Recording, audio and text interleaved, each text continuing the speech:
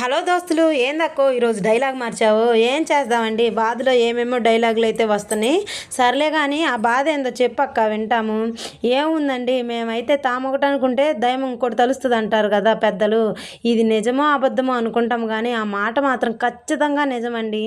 నేనైతే డైలాగ్ సరిగ్గా చెప్పానో లేదో నాకైతే తెలియదు కానీ నీ డైలాగ్ మాకెందుకు కానీ ఆ బాధ ఏందో చెప్పవే ముందు. ఆగండి, చెప్తా. మీకు అంతా తొందరే. 1 మంత్ నుండి వినాయక చవితి కోసం వెయిటింగ్ చేస్తున్నా అండి. అంత వెయిటింగ్ ఎందుకమ్మ తల్లి, ఎందుకంటే వినాయకుడు బొమ్మ తెద్దామని అనుకున్నామండి మేము.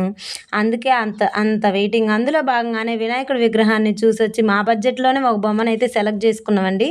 అడ్వాన్స్ కూడా కట్టి స్టేజ్కి అడ్వాన్స్లు ఇచ్చుకొని పోలీసుల దగ్గర పర్మిషన్ తీసుకొని ఆ తర్వాత హాయిగా నిద్రపోయి లేచేసరికి ఒక వార్త అయితే వచ్చిందండి.